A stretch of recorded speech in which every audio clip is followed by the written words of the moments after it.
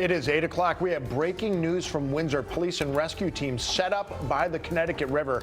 You are looking at the scene. We will take you live there for more on what is, at this point, a very active and preliminary investigation. Right now, multiple people recovering from a crash between a car and an ambulance. Brooke Griffin is going to share what we know in just moments. Connecticut's Attorney General is calling out the leaders of now defunct Stone Academy. We'll have details on the new accusations against them coming up. And Halloween is just around the corner, so we've got the tricks you need to keep your kids from going overboard from their treats. That's coming up for you at 8:30. All local, all morning. This is Fox 61, Connecticut's news station. It is 8 o'clock. Glad you're with us here for the Fox 61 Morning News at 8 o'clock. I'm Tim Lammers. And America Areas, glad you're spending part of your morning with us. Let's take a live look outside, checking out the views here. We've got them. Hartford, Mohegan Sun, Guilford, and New Haven, all looking good as the sun's fully up there. And we've got a great week on tap, Matt. Yeah, we do. Good morning. Good morning to you. Next couple of days is going to be awfully nice. Those clouds helping to provide beautiful sunrises this morning, although temperatures awfully chilled. Some of you getting down to the low to mid 30s. Frost patches. A lot of places, northern Connecticut and even central too. Big temperatures on the way. We're rain free for now. We'll tell you when that's going to change coming up. Nothing on the cloud and radar picture. Flow is out of the north and east right now. Now up to 40 in Hartford, 43 in New Haven. Still struggling a little bit. Willimantic, Torrington, Waterbury at 35 degrees. On the way up to the mid 60s later on as we get a lot more sunshine coming up this afternoon. We already have a decent amount, but there are clouds out there too. Talk about a big warm up in advance of the weekend. What does it mean for the weekend? We'll have that too coming up. 8:01, let's go to the roads. Good morning, Rachel Piscatelli. Hey, good morning, Matt. Incident free at this hour on our interstates. However, we are looking at volume that's starting to pick up here at this hour. So noticing along 691, we have some red and also some yellow starting to pop up there, and along 95 over towards Milford moving into New Haven. So we do have some pockets of slowdowns. We'll take a live look outside over in Meriden where traffic is flowing nicely on Route 15 leading to 91. Also in Waterbury, 84 east and westbound dealing with some heavy volume now. We'll take a look at those drive times. Waterbury exit 25 to 18 on that westbound is going to take you just around 10 minutes, and the eastbound side is about a 7-minute drive. We're also seeing some delays on Route 8. Seymour to Shetland is now a 9-minute drive. In and around the capital city this morning, Windsor to the 84 interchange is tied up at 6 minutes, and New Britain Ave to the Hartford Tunnel is a slow 10-minute drive. Tim and Erica. All right, let's get you to that breaking news we just talked about in Windsor. A large police and first responder presence. Yeah, crews are gathered at a boat launch by the Connecticut River. And Fox 61's Angelo Bavaro is there. He's joining us live with the very latest. Angelo, what can you see? What can you tell us? Erica, Tim, good morning. Still don't know much at this point. We are told that somebody should be coming over soon to provide an update, but in the meantime, this investigation is still very active. Just take a look for yourself. This parking lot by the boat launch just covered in emergency vehicles. You can see some people there, some first responders by the water. That is where it seems this investigation is focused. We have several fire trucks on scene here, several police cruisers, EMTs. This is the boat launch right by the River Trail. This is East Barber Street here in Windsor. Again, don't know what prompted this big response here. Of course, as we get those details, we'll pass those along to you at home. We are told that somebody, again, should be coming over soon to provide that update. And of course, as we get those details, we'll pass them to you. We are live in Windsor this morning. I'm Angelo Bavaro, Fox 61, Connecticut's news station. Angelo, thanks. Farmington police are investigating after they say an ambulance was involved in a serious crash last night. Multiple people were taken to the hospital. Yeah, it happened at the intersection of Route 4 and Farmington Avenue. Fox 61's Brooke Griffin is live there at that crash scene with what we know so far. Brooke, what happened? Well, Farmington police tell us that 4 different people were injured in this accident and involved an ambulance and one other vehicle. Now, this morning, they're actually looking for witnesses to that accident. That's really what their main goal is today, trying to find people that can help them piece this together, help their reconstruction team piece it together. As you can see behind me there is traffic that's moving freely at this point. Everything is moving normally. No issues from that crash last night. But what we do know so far from police is that it happened just before 10 10:30. The road is, of course, back open now, but it was a much different story. You can see in the video there, people are having to take a detour around that crash and really just find other ways to get around since they did completely close the intersection. In the video, you can see the ambulance rolled over on its side and the sedan heavily smashed out on the front there. Police have not yet said what caused the crash. Officers tell us one person has serious injuries this morning and had to be taken to the hospital by helicopter. They say the other 3 people have minor injuries, but were also taken to the hospital to get checked out as well. They did not specify which of the 2 vehicles those 4 patients each came from, but again, they're looking for people that maybe can help them figure out what exactly happened. A pretty serious crash there. They are trying to figure that out. So if you can call the Farmington Police Department with any details, I know they would appreciate that. They said that in their press release to us early this morning. Of course, as we get any more details from police, we will get those out to you. Live in Farmington, Brooke Griffin, Fox 61, Connecticut's news station. All right, Brooke, thanks so much for the update there. 8:05 right now, and Hartford police are looking for 3 men involved in a rush hour robbery. This morning, 2 store employees are recovering after they were shot yesterday. Officials say the robbery happened at a bodega on Albany Avenue. They say 3 people entered the store. One of them opened fire at the 2 employees inside. The victims, a man in his 40s and a man in his 50s, are expected to survive. Anyone with information should call police. And we have an update on the missing boaters out of Westport for you this morning. Police found the body of one of those boaters. That boater was 38-year-old Juan Gabriel Valle Pineda of Spring Valley, New York. Search crews found his body in the Long Island Sound yesterday afternoon. He was one of 5 people on board a boat that sank over the weekend. 3 of those boaters were rescued. 1 person is still missing.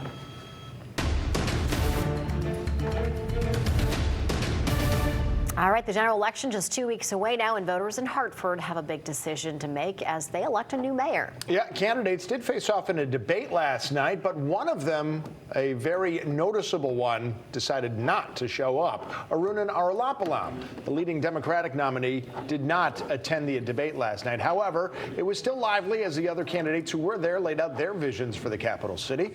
Those candidates were a Republican nominee, Michael McGarry, and 4 petitioning candidates, Mark Stewart, Greenstein, Giselle Jacobs, Councilman Nick LeBron, and J. Stan McCauley. So in a statement to Fox 61, Arulapalam's team said, quote, Arunan has participated in more than 20 debates, town halls, and forums throughout this election, sponsored by various media or nonprofit groups.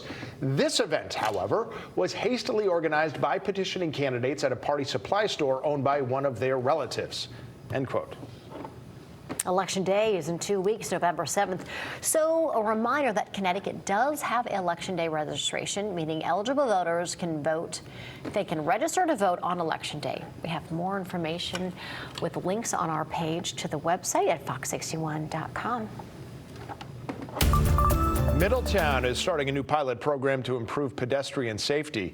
The program is part of a Complete Streets effort with the Department of Transportation. If you've been at the intersection of Grand and Main Streets, chances are you've seen the new lights. They're part of a pilot program, as we said, and they activate when it's time for pedestrians to cross the street. And illuminates the pedestrian and makes them much more visible to motorists, and also hopefully encourages the pedestrians to use the crosswalk to cross only during the pedestrian phase. The lights will be up until the end of the month. The Department of Transportation will evaluate its use and then decide if those lights will be permanent. Well, this morning, the U.S. Defense Department is putting its muscle behind Israel in its ongoing war with Hamas. Fox 61's Keith McGilvery is in the Breaking News Center with details that we've learned overnight. Keith, good morning. Erica and Tim, good morning. President Biden talking regularly with Israeli leaders, and the Pentagon is sending military advisors to Israel to help its military here, an ally of the United States. Now, this all coming amid the backdrop of a rising death toll here. Israel saying it's launched more than 700 airstrikes in the last few days. There are reports of thousands of Palestinian deaths and injuries across the region. A lot of talk about aid, so let's touch upon that for a moment. Aid coming into parts of Gaza for folks in need of food and water. Many saying it is moving simply too slowly to keep up with the nearly 2 million people looking for help. Right now, aid for Israel is being held up back here at home because of domestic squabbles in Washington and the lack of a House Speaker. We're going to have to figure out how to get our act together. I mean, big boys and big girls have got to quit making excuses, and we just got to go get it done. So that one hurdle, another hurdle on the ground, Israel barring fuel from being brought into Gaza over concerns it could be used to support Hamas efforts, a big issue when it comes to the logistics of physically getting much needed supplies around that region. If you did not join us at 7 a.m., I do want to let folks know we also did learn that 2 more Israeli hostages were released by Hamas yesterday. These women taken right from their homes in their 70s and 80s. They have been taken to the hospital by ambulance. Their husbands, I want to point out, have not been released. So a story that we're continuing to follow as the United States has stressed its help to try to bring as many of some 200 hostages home. As we learn more, we'll bring that to you. But for now, live in the Breaking News Center this morning, I'm Keith McGilvery, Fox 61, Connecticut's news station. Keith, thank you. And while we are talking about the war, you should know tonight the Emmanuel Synagogue in West Hartford is inviting the community to come together as one for a vigil for Israel. Doors open at 7 p.m. and they did want to stress there will be security present. We're closely following all developments as the war continues. To make sure you don't miss an update, scan the QR code on your screen for a link to download the free Fox 61 News app. Some dicey moments on board an Alaska Airlines flight after an off-duty pilot allegedly tried to shut down the plane's engine. We're going to have a look at what happened and the investigation ahead. And in today's Health Watch, we're exploring the difference in breast cancer between men and women. Join us at 8:45 for more on 2 people's journey as they battle the disease. And as we head to break, here's a live look through our Hartford City Cam. A lot more still ahead. Stick with us. We'll be right back.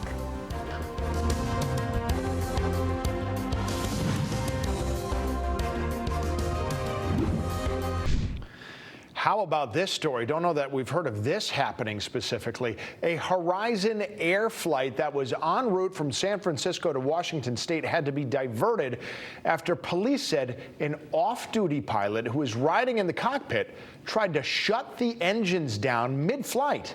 This morning, we're hearing part of the air traffic control call that was made as all this was unfolding. Okay, I'll just give you a heads up. We've got the guy that tried to shut the engines down out of the cockpit, and he doesn't sound like he's causing any issue in the back right now. I think he's subdued. Other than that, yeah, we want law enforcement as soon as we get on the ground and park. That pilot was calm, cool, and collected, thankfully. Ultimately, that flight had to be diverted to Portland, Oregon, where law enforcement officers arrested that suspect. Now, Alaska Airlines, which owns Horizon, said the crew reported, quote, a credible security threat related to an authorized occupant in the flight deck jump seat. They identified that occupant as Joseph Emerson, again, an off-duty pilot. He's currently being held on 83 counts of attempted murder and reckless endangerment, and 1 count of endangering an aircraft. Manhunt continues in Massachusetts this morning after a woman was found dead inside her home. Breon Pennington was shot dead on Sunday in Gardner. That's about 45 miles northwest of Boston.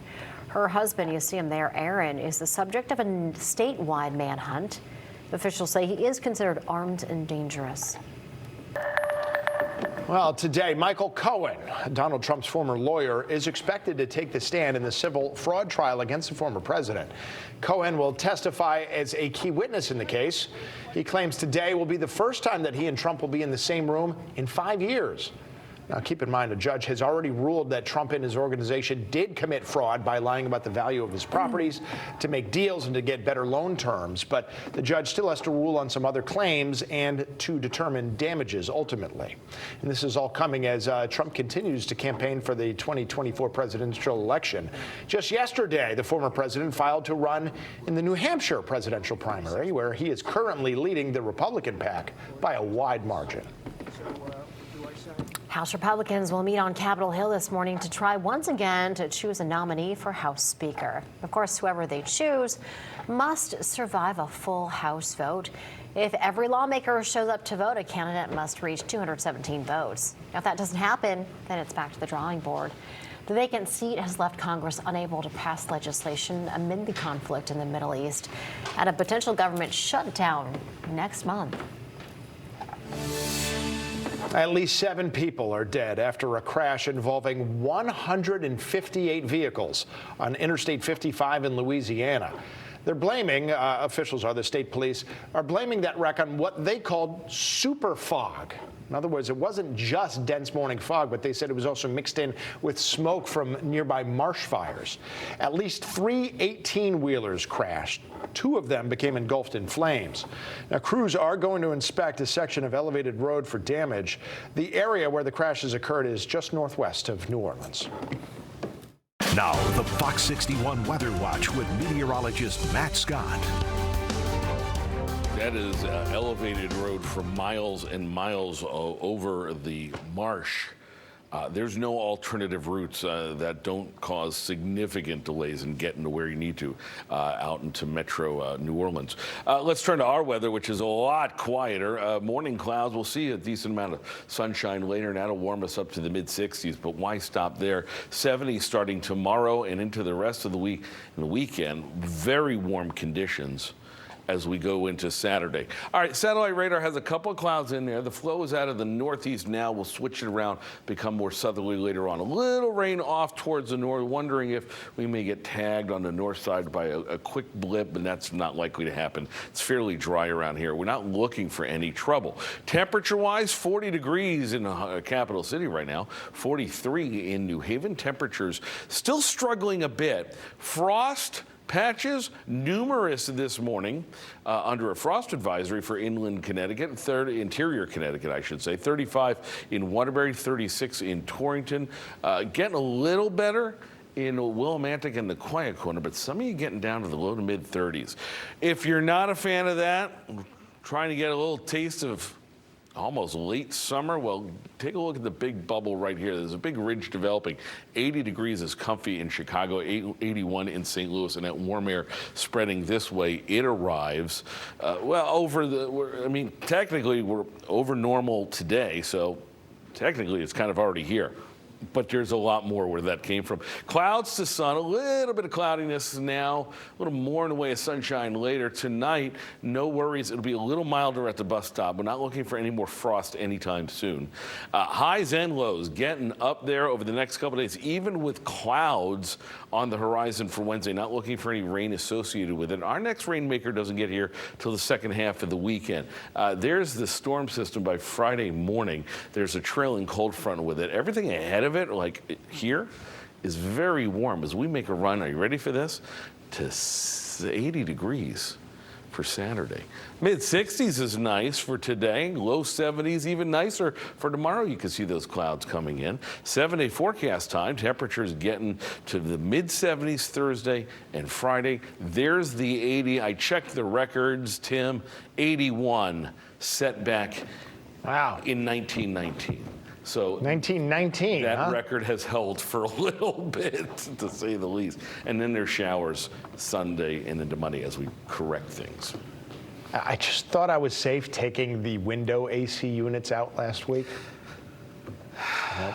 I think this is going to feel good. Anytime you get temperatures in the 70s, the windows are open and it feels good. Yeah, we got to keep those windows open for a while. Get those fans going, Matt. All right, thank you very much. Well, coming up, a decade after being stolen, pieces of Ukraine's history have finally been recovered. We'll have details on the investigation that led up to that next.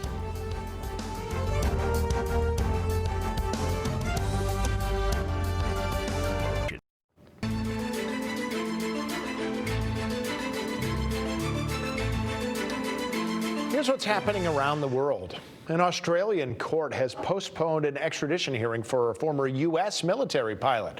Dan Duggan, who was born in Boston, has been accused of illegally training Chinese aviators. If he's convicted, he'd face up to 65 years in prison. Duggan was scheduled this week to fight his extradition to the U.S., but that hearing has been moved as the defense is collecting more information, so the hearing will now be at the end of November. Spanish police hauled in millions of dollars worth of ancient gold jewelry stolen from Ukraine. The artifacts were part of Ukraine's national heritage and went missing from a museum in Kyiv between 2009 and 2013. Officials said the jewelry dates back from somewhere to the 4th to 8th century BC. 11 pieces were found. They were estimated to be worth over $60 million. Today, women across Iceland are protesting to push for greater gender equality in the country. The strike, which is known as the Women's Day Off, is to draw attention to the plight of immigrant women. Organizers say immigrant women's contributions to Icelandic society is rarely acknowledged or reflected in the wages they get. If you're somewhat familiar, this is actually not that new in Iceland. It's going to be the 7th time that women in Iceland are striking in the name of gender equality. New this morning, Prince William is going to travel to Singapore next month to name the winners of his Earthshot Prize. It's a global competition trying to find solutions to the challenges of climate change. During his 4-day trip to Singapore, the prince will meet with local groups to learn how they're working to protect and restore the planet. Wow, Halloween now less than a week away. Don't go anywhere. Join us in Studio 61 in the next few minutes for some of the do's and don'ts to make trick-or-treating safer. Plus, we're going to check in with Lindsay Kane. She is live in West Haven. Lindsay. Hi, good morning. Well, state officials have filed an amended lawsuit against Stone Academy leaders, claiming that some of the top leaders stole money off the students' backs. We have the details on that coming up. You're watching Fox 61, Connecticut's news station. It is 8:30 on this Tuesday morning. Good morning, everybody. I'm Tim Lammers. Glad you're with us. A lot to get to. Angelo Bavaro standing by with breaking news right beside the Connecticut River in Windsor. We'll get to him in a minute. But first, the forecast as we head over to Matt Scott on a morning where, at least for me, up by the Mass border, frost a little bit on the windshield for the first time. Yeah, and the last time for a while, too. There's frost advisory this morning for much of interior Connecticut. A lot of reports of frost across the board as temperatures for many of you, especially in the northern side, getting down to the mid-30s. Now, we're at 40 now in Hartford. New Haven at 43, not under that frost advisory just yet. But temperatures still in the upper 30s, Windham and Danbury. As we get more sunshine in the afternoon, numbers will warm up nicely into the mid-60s. That's a couple degrees above normal, and that's cool.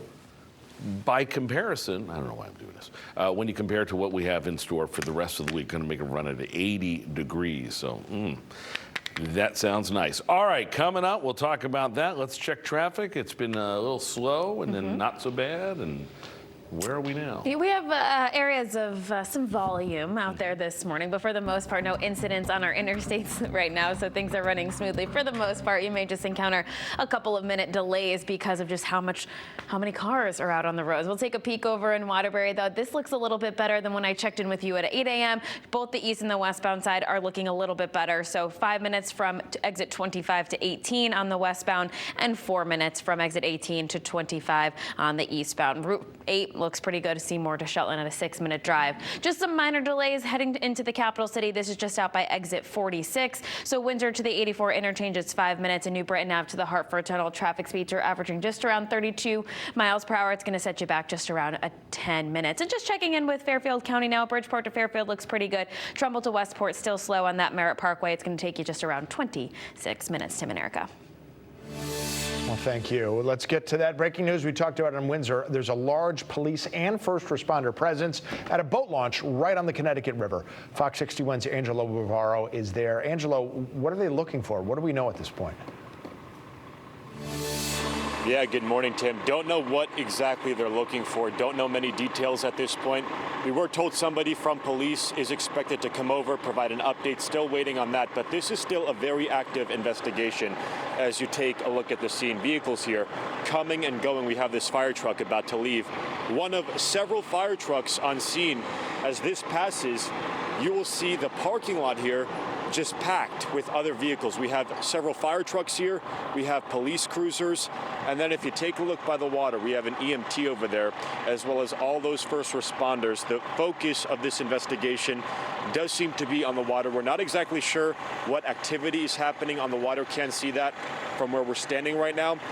But I am kind of blown away by how many first responders are on scene here. This entire parking lot just covered in those vehicles. And moments ago, if you take a look over here to my right, this vehicle, this truck carrying this boat that just arrived on scene. Again, we're not sure what exactly prompted this investigation, what's going on, what these first responders are looking for exactly, if they're looking for anything out on the water.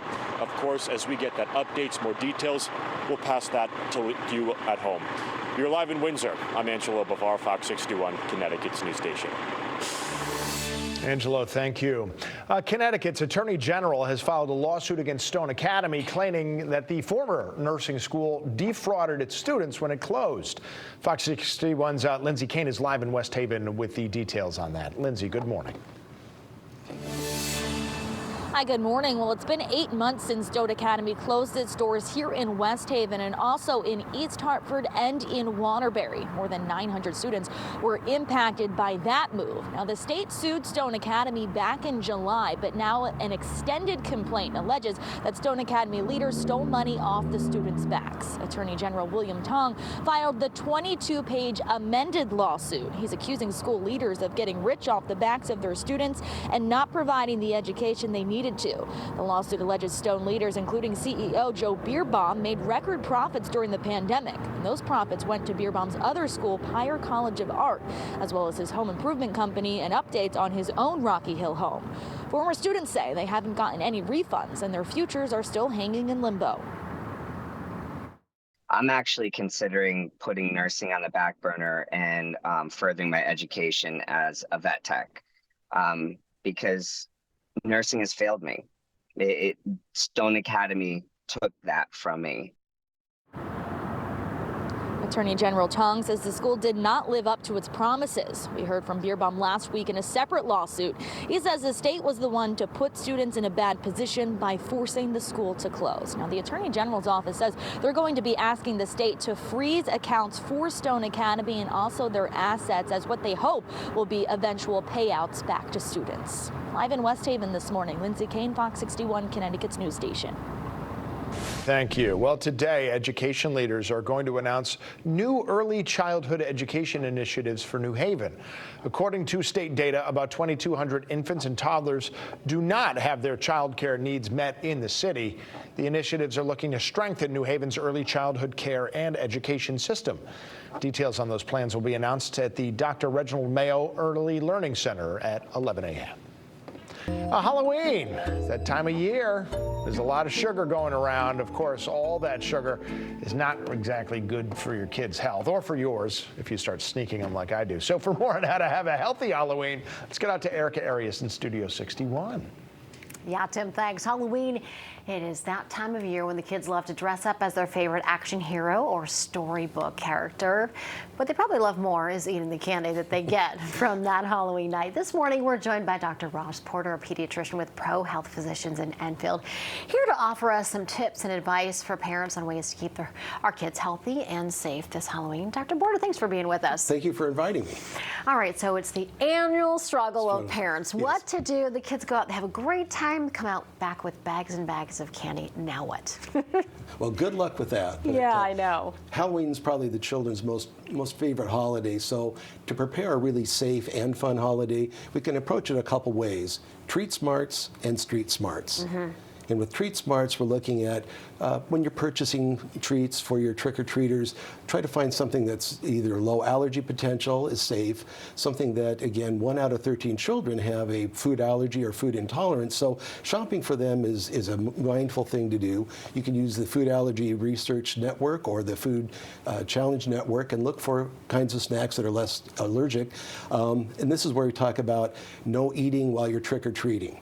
Bring all your snacks back. Check it out first. Check it out first. Let your parents check it. Right. If it's an unwrapped or something that's homemade, make sure it's safe before they eat it. So everything comes back. We don't want our children walking around the house eating. We don't want them walking around trick-or-treating eating either. It's just not as safe. So another thing to think about is a non-food snack. When you're purchasing trick-or-treats, a colored design pencil, seasonal pencil, those little notebooks, stickers, glow sticks, things like that kids love that they can use for a long time that are safe but are a really fun treat as well. Really great for children who have food allergies. Exactly. Right. All right, so moving on, what do we do? We've got the candy back home. We've gone through it. It's all seemingly safe. Yes. And now what? We got to dole it out, or at least try to dole it out and limit it to the kids, right? You've got a great tip. I like this token mentality that you were mentioning. So I think with the parents set the rules with the children, saying you could have X number of pieces of candy per day, whether it's 5 or whatever you want to set. Each child gets 5 tickets on the refrigerator to start the day. When they want a piece of candy, they say, may I please have candy? They give up a ticket. When the tickets are gone, the candy is done for the day. Right. Children want to have, can I have 3 candies for breakfast? Sure, if you want. But in the afternoon, when your brother's having his candy and yours is gone, you'll learn a little ticket token economy that way. Right, right. And when they're gone, you got to wait for the next day, right? Exactly. Yeah, the big question is whether a 3-year-old can comprehend that. That's good luck with the 3-year-old. Right, Good right, luck with right. But it is a great opportunity to remind the kids about, you know, oral hygiene and brushing their teeth after eating all those sweets. That's right. So that's where you can either brush after candy, brush after treats, but with looking at the kinds of time of day, always brush your teeth before they go to bed. But if you want to have that and say, well, at least rinse your mouth, oral hygiene is so important. Yeah, and I guess you give us the okay as parents to sort of glean that candy so that the pot gets a little bit lower and lower. Yes, it's 2 for every child, 1 for every parent. Perfect, perfect. And what are some other tips that we can just talk to our kids about in general about, you know, healthy eating habits? Healthy eating habits, again, breaking it down to their level. Breaking it down, yeah. So less processed food, the same basic things. Candy is a treat. It is a treat, but it is a treat. It's not an everyday event. It's not part of their, part of their nutrition. So we should think of it as a treat, whether it's birthday cake, birthday candy, Halloween candy. This is a special treat, treated as such. Now then we'll have, when that's done, again, with other treats, with Halloween, using pencils, the booklets and things. So candy is not always what we have to go to. Right. It's interesting. They're so smart. My daughter, my 3-year-old now, she has taken a liking to saying, I want something sweet.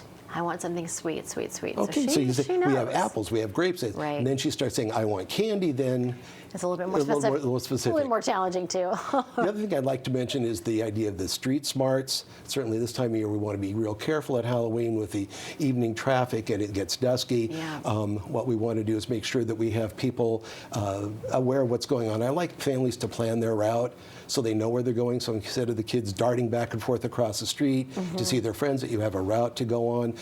We want to make sure that there's see and be seen. We want the children to see where they're going, so their masks, costumes don't obstruct their view, so they're safe with their walking, but we also want them to be seen. So I'd like every person to have a flashlight, a glow stick, an LED sparkler, a flashing light, something like bicyclists use. Be as visible as possible. It's impossible to have too much safety and visibility as we go along. So if you plan your route and you have some other illumination, it usually goes very well. Right. Thank you, Doctor. Thank you so much. Really, really important reminders. Okay, thank you very much. And I do love your token mentality. Okay. That's a great strategy. You can use it for anything. Thank you so much. Thank you, Erica. All right, Tim, back over to you. Okay, thank you so much. Great advice there. Well, the odds are much lower for men to get the disease. Breast cancer doesn't discriminate. Ahead, we'll take a look at the cases of both men and women who are fighting the same battle. Plus, Astros fans hurting after last night's Game 7 loss to the Texas Rangers in the ALCS. We'll take a look back at what some people call the Texas Civil War. Also, Rihanna fans are wondering if the Super Bowl artist is back at work. Coming up, we got the buzz on if the mother of two's headed back to the studio. And here's a quick check on the highways in the Hartford area. Things are running smoothly on Interstate 84 near Laurel Street.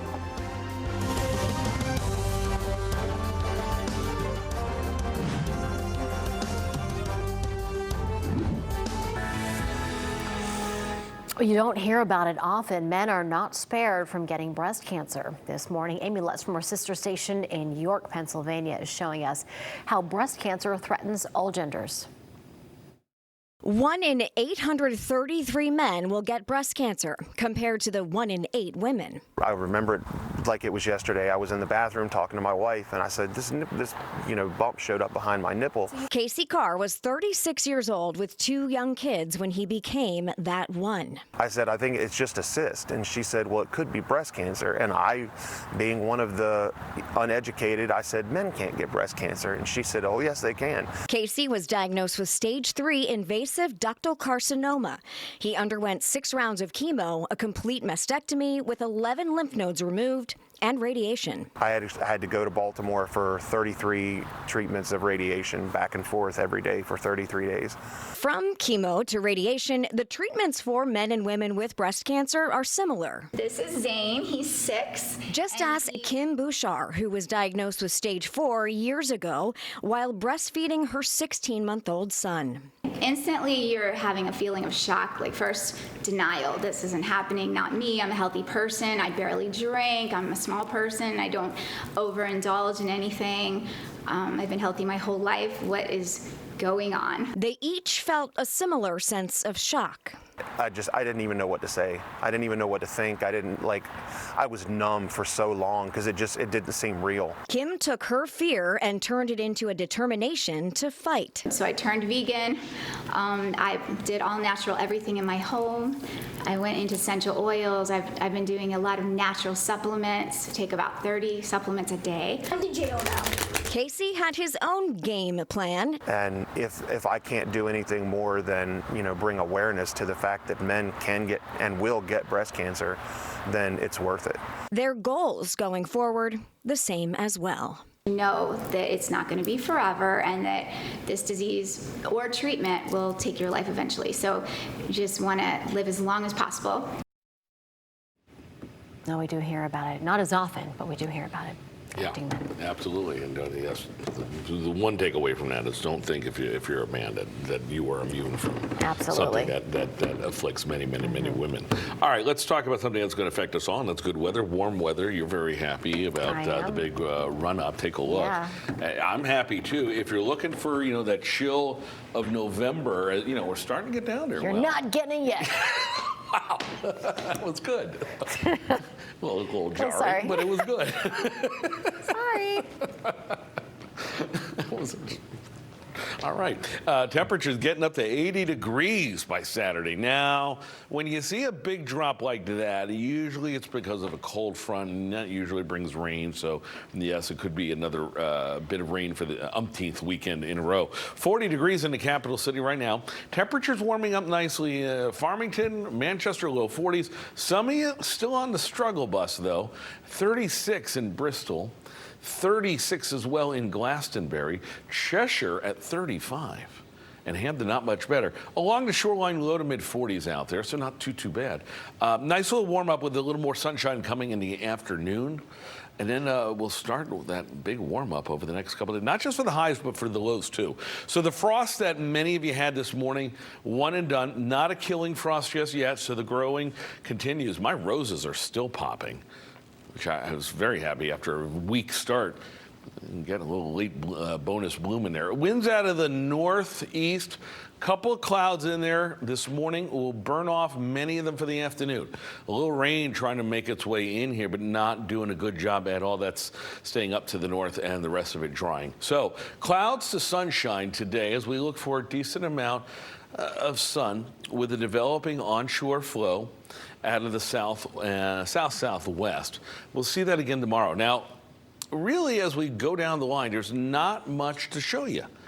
Into Wednesday, there's more clouds, no rain, and now we'll keep numbers Wednesday morning into, rather Thursday morning, very warm. Thursday and Friday warm too, but it's Saturday right ahead of this front that we move into the warm sector of the system, and that's when we make the run at 80, and then some rain comes in, likely behind that for the back half of the weekend. Mid-60s, winds out of the south-southwest. There it is later on this afternoon for tomorrow. How about the upper 60s? How about 70? I think many of you will get there, even with those clouds coming in. 76, 74, 80 degrees for Saturday, and then again, opportunity for rain coming in Sunday into Monday as we correct the temperatures. But I like this forecast a lot. Next couple of days, cruise control weather, Erica Arias. Good stuff. Thank you. All right, well, we are following breaking news coming out of Windsor. There's an ongoing police investigation at this time. Angelo Bavaro is there. He's working sources, working to get more information. We're going to get an update from him in just a little while. And an off-duty pilot is in a world of trouble this morning. What police say they attempted to do while in the cockpit of an airplane.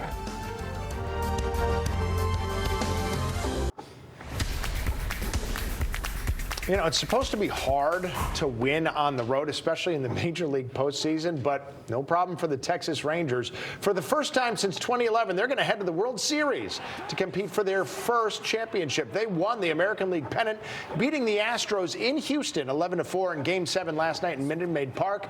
All 4 of their wins came in Houston. How about that? So now the Rangers will wait to see if they'll face Philadelphia or Arizona in the World Series, as the Phillies and Diamondbacks have their own Game 7 tonight. First pitch is 8:07. The NBA 78th season starts tonight, and as always, a lot of teams are kicking off with new looks. For starters, Damian Lillard went to Milwaukee. Drew Holiday ended up in Boston. Chris Paul ended up with Golden State. This season, you're going to want to keep your eye out on the Bucks and the Celtics, who are the favorites to win the 2024 championship. But as always, everybody is chasing the ring, which means, for now, everybody's chasing the Nuggets. Tonight, Denver is going to be celebrating the reigning champions with the Nuggets' first ever NBA title with ring night and the championship banner raising. That is happening at 7 p.m. And sticking with a little bit of sports news this morning, NBA superstar LeBron James, he's gearing up for his 21st season in the league, and he's dropping some hints about his intentions. Take a look. Tell them you're not done until you play with your son. Then do that again. All right, that's a little snippet from a new ad. The 38-year-old stars alongside soccer star Erling Haaland, and a new ad for Beats headphones called The King and the Viking. Now, the 2-minute video is narrated by LeBron's wife, Savannah, and since its release last night, that little specific clip caught the attention of many fans, where the camera zooms in on Bronny and their other son, Bryce. Now, Bronny, he's currently a freshman at USC. You remember, I believe a couple months ago, there was a lot of news surrounding him having a heart issue, underwent cardiac arrest. Bryce, he's set to graduate high school in 2025, so we will just have to wait and see how this plays out, if Dad gets to play with his sons. He's the oldest NBA player, oldest active NBA player right now. All right, now there's also a lot of buzz surrounding Rihanna. Now, she's taken a break from the studio to dominate the beauty and fashion worlds and focus on her family. A lot of her fans have been like, okay, makeup lady, where is the music? Well, there's now word she's finally ready to release some new music. Entertainment Tonight reports the Umbrella singer has inked a deal with Live Nation to embark on a world tour in 2024 and 2025. And the media company Mirror claims she has 2 albums in the works. While the new mom hasn't released an album since 2016's Anti, no official word yet from Rihanna about either of those projects. We will find out in time. Yeah. Symphony, thank you so much. All right, well, don't forget, we're live and local for you till 11 a.m. Yeah, here's what's ahead on the news at 9. We are monitoring breaking news in Windsor. Police have been right underneath the Bissell Bridge. We'll tell you why they're searching around the boat launch there.